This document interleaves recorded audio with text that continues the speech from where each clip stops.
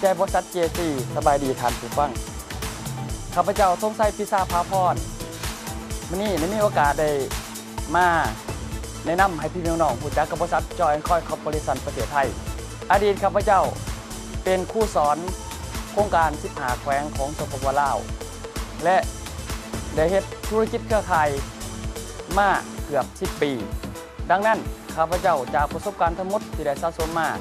ก็เลยได้มาร่วมงานกับบริษัท Joy & Coy ประเทศไทยณปัจจุบันนี้จุดที่ข้าพเจ้าเริ่มต้นมากก็คือประทับใจในสินค้าของบริษัทแต่ประทับใจกับความหลากหลายของสินค้าของบริษัท Joy & Coy มีมากกว่า 45,000 กว่ารายการในแต่ละรายการนั้นล้วนแต่เป็นสินค้าที่ทุกคนต้องกินต้องใช้ณปัจจุบันอยู่แล้วเนาะทุกท่านต่างคนเฮ็ดอาชีพยังก็ตามทุกท่านก็ยังต้องหาเงินเพื่อมาซื้อสินค้ามาใส่ในชีวิตประจำวันอยู่แล้วแต่ณที่นี้ในบริษัท Joy & Coy ก็คือสามารถแปลงทุกรายจ่ายของท่านกลับมาเป็นรายรับของกระเป๋าดังนั้นข้าพเจ้ามีโอกาสได้มาแนะนำเรื่องแผนการตลาดว่าธุรกิจ Joy & Coy นี้สามารถเข้าร่วมโครงการใดแบบใดที่สามารถเปลี่ยนรายรับของท่านกลับมาเป็นเงินกระเป๋าใดเริ่มต้นจากการสมัครสมาชิกในบริษัท Joy & Coy นี้ก็คือเริ่มต้นอยู่ที่450 บาทเท่านั้นใน450 บาทนั้นท่านก็สามารถได้สินค้าไปกินไปใส่คือเป็นยาสมุนไพร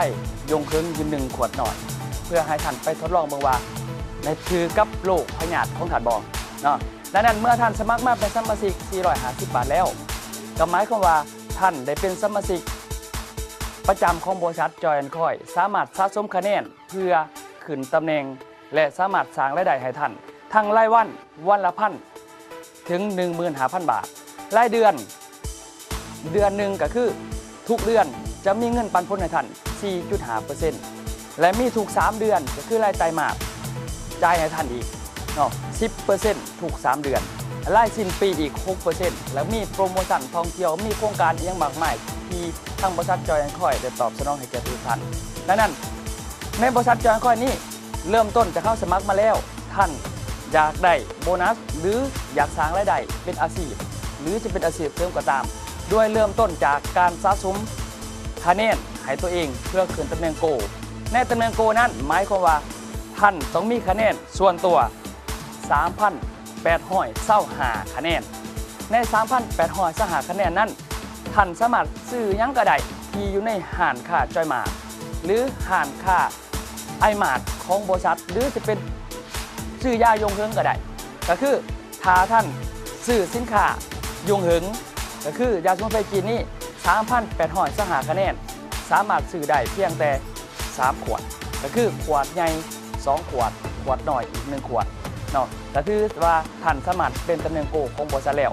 เมื่อท่านเป็นตำแหน่งโกแล้วก็คือท่านจะได้สิทธิ1บัตรสมาชิกฟรีในบัตรสมาชิกนั้นบ่แม่นบัตรสมาชิกธรรมดาก็คือเป็นบัตร ATM บ่ว่าจะเป็นธนาคารกรุงเทพประเทศไทยธนาคารไทยพาณิชย์สามารถออกเป็นบัตรให้ท่านและเป็นบัตรกดเงินบัตรวีซ่ากดได้ทั่วโลกอันนี้คือจุดดีของบริษัทหลังจากเมื่อท่านเป็นตำแหน่งโกบริษัทแล้วมีบัตรแล้วมีบัญชีฟรีแล้วท่านสามารถสร้างรายได้เพื่อจะทำเงินเข้าบัญชีนั้นง่ายๆเพียงแต่ท่านแนะนำคน2 คนในคน2 คนนั้นท่านจะแนะนำไผก็ได้แทนตัวว่าท่านหนึ่งเป็น A ท่านหนึ่งเป็น B ในท่านหนึ่งที่เป็น A นั้นท่านเอามาวางในผังงานอยู่บนซ้ายอีกท่านหนึ่งเป็น B ท่านมาวางผังงานบนขวาซึ่งเป็นผังงานไบนารีของบริษัท Joy & Coy A และ B นั้นเฮ็ดคุณสมบัติเหมือนกันก็คือสมัครมา450 บาทและสะสมคะแนนส่วนตัวเหมือนกันให้ครบ 3,825 คะแนนและทุกท่าน A และท่าน B เป็นตำแหน่งโกของบริษัท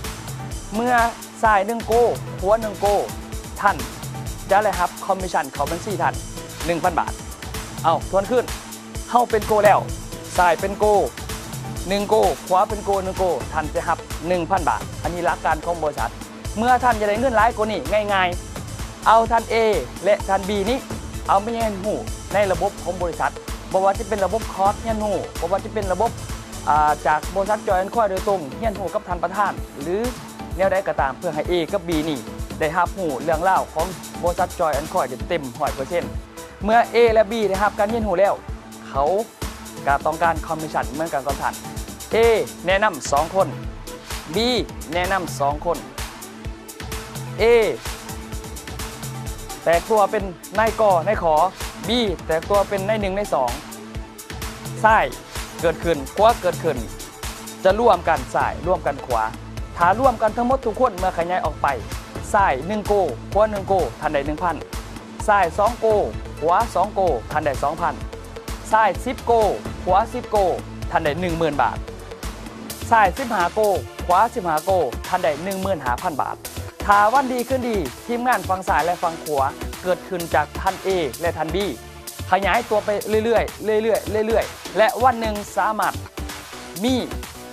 คะแนนขึ้นมาหรือมีโกขึ้นมาซ้าย15โกขวา15โกทุกวันนั่นหมายความว่าท่านจะมีรายรับจากบริษัทจอยแอนด์คอยมือละ 15,000 บาทเดือนหนึ่ง 450,000 บาทนั่นเองต่อ1รหัสท่านสามารถเฮ็ดได้สูงสุด15รหัสนั่นก็คือรายละเอียดจากบริษัทจอยแอนด์คอยแต่อันนี้คือว่าถึงผลงานรายวันถ้าเป็นรายเดือนก็คือท่านจะขึ้นตำแหน่ง